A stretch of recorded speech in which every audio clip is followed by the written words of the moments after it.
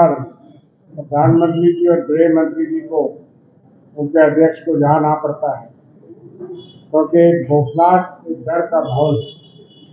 लेकिन भारतीय जनता पार्टी लोगों में डर का माहौल पैदा कर रही है। जम्मू सूबे में दहशत का माहौल पैदा कर रही है कि अगर कांग्रेस या एनसी सरकार आई तो जहां क्या होगा और किस तरह की बातें वो करते हैं, और आतंकवाद का दोबारा आना होगा।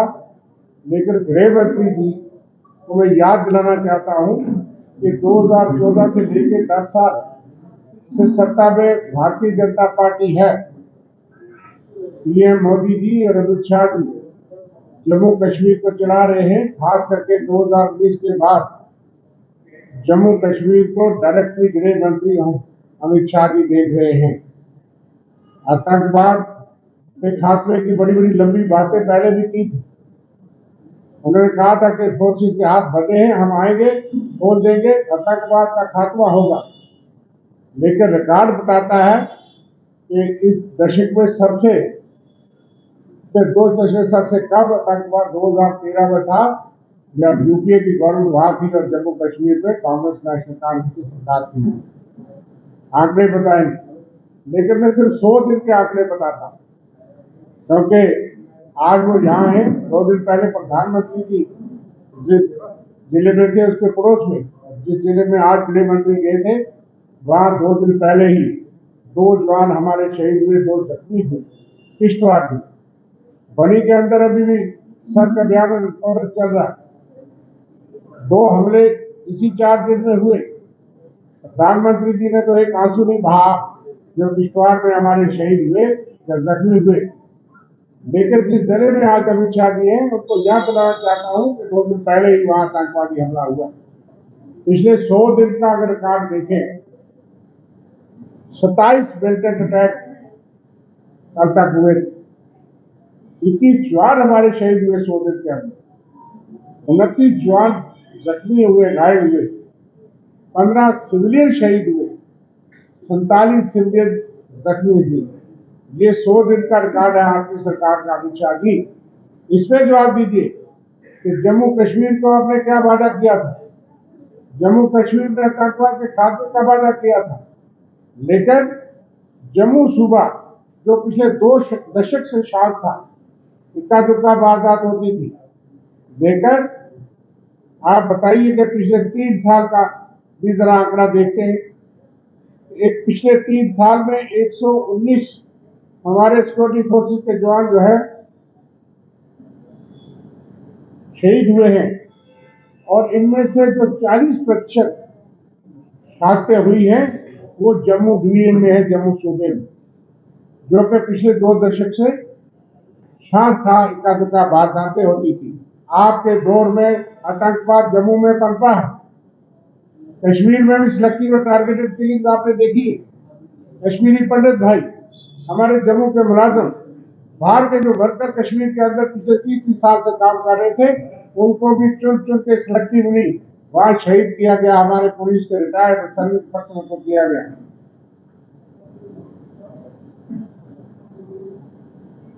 पुंछ, राजौरी, कठुआ, रियासी और उधमपुर में 2021 के बाद 51 से ज्यादा जो हमारे सिक्योरिटी पर्सन है वो शहीद हुए, जो कि पिछले 15 साल के डाटे में हाईएस्ट।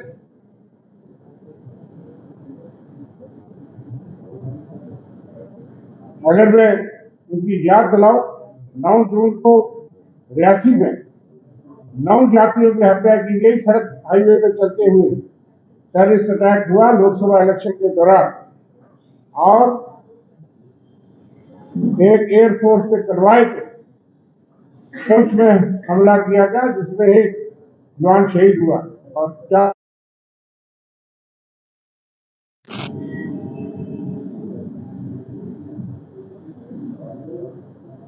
इसी तरह से जुलाई 15 4 आर्मी जवान जो है वो डोडा में शहीद हुए। बहुत ही ऐसी वारदातें हैं कि मैं उनका जिक्र करूंगा, लंबा हो जाएगा। कि कश्मीरी पंडित बेशु पंडित कॉलोनी में 900 में से 300 जो रेजिडेंट थे वहां के रहने वाले, उनको जब वो दहशत फैली तो इनको उन्होंने अंदर रोक दिया ताकि वो वहां से यहाँ ना आ सके। आपने देखा कि जम्मू के अंदर 5,500 अप्लाई जो है दिसंबर 2022 में जो है वो यहाँ पे वहां से प्लान करके आए, और उनसे ज्यादातर वो लोग जिनको कांग्रेस पार्टी और मनमोहन सिंह के पैकेज के तहत कश्मीर में मुलाजमत दी गई, वहां बसाया गया। और आगे बातें करते हैं आपके दौर में मिलिटेंसी फैली, आपके दौर में मिलिटेंसी उभरी। 2022 31 दिसंबर को आपने दावा किया कि जम्मू सूबे से एक भी आतंकवादी जो है वो आपने छोड़ा, और 21 जनवरी 2023 आप सबको देश को याद है कि धांगली के अंदर 7 निर्मम माइनॉरिटी हिंदू कम्युनिटी के लोगों को शहीद किया गया। आज तक उसका पता नहीं लगा और वो लोग इंसाफ मांगते हैं। ये आपका दौर था। और इसके साथ अगर बात करें, जो हमारे यहाँ आतंकवाद के साथ एक ड्रग और नार्को टेररिज्म है, उसका रिकॉर्ड भी आपका दर्शाता है कि आप कैसी हुकूमत चला रहे हैं। आपके दौर में टेररिज्म और नार्को टेररिज्म पे कितना काबू आपने डाला। 2023 में जम्मू कश्मीर ड्रग का बहुत बड़ा अड्डा बना। 1500% इंक्रीज है ड्रग एडिक्शन में 2018 के बाद। 1500% सोशल जस्टिस एंड एम्पावरमेंट जो है उसका अगस्त 2023 का डाटा है। आप अनएम्प्लॉयमेंट पे जाएंगे, उसका हाल बुरा है। सबसे हाईएस्ट रिकॉर्ड है अनएम्प्लॉयमेंट का 45 साल का जम्मू कश्मीर। महिलाओं की अनएम्प्लॉयमेंट देश में अव्वल दर्जे पे है जम्मू कश्मीर में। लेकिन security, law and order, terrorism के हालात और आतंकवादी हमलों पे ही आप जवाब दीजिए कि आपकी सरकार अमित शाह जी ने आपने क्या किया। आज जम्मू को डराना चाहते हैं, दहशत पैदा करने चाहते हैं। आपकी एडवर्टाइजमेंट जो आ रही है, मुझे नहीं समझ के इलेक्शन कमीशन ऑफ इंडिया उसको कैसे अलाउ करते हैं कि आप दहशत फैला रहे हैं आप शहरियों में, और उन लोगों की उन पार्टियों के खिलाफ जिनके साथ आप सत्ता में रहे। उस वक्त उनका एजेंडा 370 को मजबूत करने का था। आज तो पार्लियामेंट से मांगेंगे कि 370 बहाल होना या नहीं होना। हमारा कांग्रेस पार्टी का मैनिफेस्टो एक आदमी में आएगा, हमारा अपना मैनिफेस्टो, कल सरकार बनेगी, कानून में प्रोग्राम होगा। लेकिन फिर भी प्रश्न ये है कि ये प्रश्न उन पे करते हैं जिनके साथ 3 साल सरकार चलाई है, और उस वक्त उनका एजेंडा 370 को मजबूत करने का था, और 370 भी देश के आइन का हिस्सा। अगर कहीं पे 371 हो सकता है, कहीं पे कोई और प्रावधान हो सकता है, तो जम्मू कश्मीर की जनता अगर हिमाचल जैसा, नॉर्थ ईस्ट जैसा या कोई लैंड, नौकरी और रिसोर्सेज को बचाने के लिए तो प्रावधान पार्लियामेंट से या देश सरकार से मांगेंगे तो वो देश दो हो गया। और आपको डर लगता है क्यों? अगर आपके साथ कोई जुड़ा होता, आपके पास वॉशिंग मशीन भी है, ईडी, सीबीआई, इनकम टैक्स के अलावा बीजेपी के पास वॉशिंग मशीन, जो उनके पास चला जाए वॉशिंग मशीन से वो साफ सुथरा हो जाता है, वो भ्रष्ट भी नहीं रहता। जो दूर चला जाए आपको छोड़ के वो भ्रष्ट भी हो जाता है। जो आपके साथ मिल जाए वो देशभक्त हो जाता है, और जो आपसे दूर हो जाए, जैसे आज आप देख रहे हैं उनके खिलाफ, और यही एक प्रचार है कि वो देशद्रोही, प्रो पाकिस्तान सब कुछ हो गए। आज कौन कौन से लोग, कौन सी ताकतें जिनके साथ आपके सांठगांठ है, वो कौन लोग थे जिनके साथ आपने पीछे साथ, उनकी पृष्ठभूमि क्या रही है, ये तो भाजपा जवाब दे। आप सत्ता के लिए किसी के साथ भी जुड़ जाएंगे और दूसरे को बेंच की पार्टी तो गठबंधन करते हैं तो बहुत बड़ी परेशानी है, बौखलाहट है। और आप सरकार बनाने का प्रयास करते हैं। 90 सीटों पे तो आपको कैंडिडेट नहीं मिले। कितनी सीटें जब चरम सीमा पे आपने पोलराइजेशन की था, वादे किए, 15-15 लाख देने के वादे किए, 2-2 करोड़ नौकरी देने के वादे किए, आपको तब भी 25 ही सीटें मिली। सहयोगी हो गए, और आपके लोग हैं जिनके साथ आपका सहयोग होगा, कि जिनके साथ आप सरकार बनाने के दावे करते हैं, ये तो जरा भाजपा बता दे कि क्या आप 50+ अपने बलबूते में ले सकते हैं? ये तो जनता जानती। पार्लियामेंट में आपका किसके साथ कॉन्टैक्ट? आज जिस तरह के लोग हमें देखता है, पब्लिक परसेप्शन है, और एड जो अखबारों में दी जा रही है उसमें कई तरह की बातें कि आतंकवाद आ जाएगा, मंदिर सुरक्षित नहीं रहेंगे। आज गृह मंत्री जी कहते हैं कि वहां जो सबसे प्रसिद्ध हमारा देवी का स्थान है, कि अगर इसको बचाना है तो आप हमें वोट दो। क्या ये धर्म के नाम पे वोट की अपील नहीं है? और इलेक्शन कमीशन से मैं अपील करूंगा वो संज्ञान लें।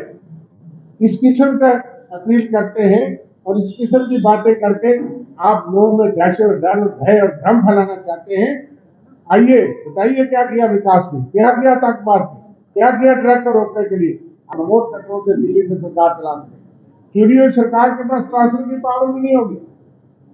स्टेट की बात तो दूर है, आपने वादा किया था ये चुनाव स्टेट के अंदर होना चाहिए था, लेकिन आपने और अधिकार छीने एक महीना पहले। आप जम्मू कश्मीर के लोगों को वंचित रखना चाहते हैं जमहूरियत अधिकार से। उनके चुने हुए नुमाइंदे उन पर सरकार न चलाए, उनके चुने हुए नुमाइंदे उनके बातें न सुने। आज जो आपके जुमला पत्र है उसके माध्यम से जिन लोगों के लिए आप वादे कर रहे हैं, उन्होंने 10 साल लाठी खाई है। वो बुजुर्ग, महिलाएं बुजुर्ग, ओल्ड एज, विडोज, जो विकलांग हमारे भाई बहन थे, उनको सड़कों पे गाठियां खाली पड़ी, धरने करने पड़े, तो उनको उन्होंने कहा कि जाइए 10 फॉर्मेलिटी करके ऑनलाइन करिए, नहीं तो पेंशन बंद। जज साहब से टेस्ट कराइए, मजिस्ट्रेट से कराइए। जो लोग चारपाई पे हैं, जो लोग विकलांग हैं, दर दर की ठोकरें खाई उन्होंने अपनी उस पेंशन 1000 रुपए के लिए, और आप आज उनके लिए वादे करते हैं।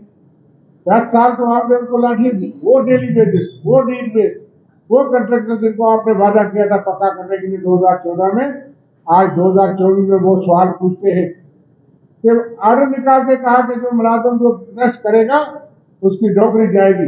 ये जानते नहीं हमारी आंगनबाड़ी वर्कर्स, महिला वर्कर्स, उनके ऊपर किस तरह लाठीचार्ज होते नहीं। कौन पढ़ेगा आपके जुमला पत्र को? जो आपके संकल्प पत्र है वो सरकार जुमला पत्र है, और आपने 10 साल में जो यहाँ पे सुप्रेशन किया आम लोगों का, जम्मू के अंदर आपने की बड़े बड़े दावे करते स्मार्ट सिटी के। एक बड़ी अखबार में कल खबर थी कि 250 हैंडपंप जम्मू स्मार्ट सिटी, सो कॉल स्मार्ट सिटी में 250 में से 120 हैंडपंप खराब हैं। बिजली टैक्स लगाओ, स्मार्ट मीटर लगाओ, पानी टैक्स लगाओ, टोल टैक्स लगाओ, रोड टैक्स लगाओ, ट्रांसपोर्टर में टैक्स लगाओ। कौन सा तबका बचा है? और मैं आपको बताऊं, घोषणा पत्र इसी वक्त में हमारा जारी होगा। जम्मू के लिए बहुत बड़ी घोषणा है, जम्मू कश्मीर के लिए कि दरबार मूव जो 150 साल प्रैक्टिस थी, ट्रेन हमने कटरा तक पहुंचाई थी। 1 महीना 8 दिन के बाद मोदी जी रिबन काटने आए थे, उनका अधिकार में 1 महीना 8 दिन में ट्रेन नहीं पहुंच सकती, वो मनमोहन सिंह जी की देन थी। और Kashi tunnel 9 kilometre tunnel Manmohan Singh ji की देन थी, चाहे आप उसका नाम जो भी रखो।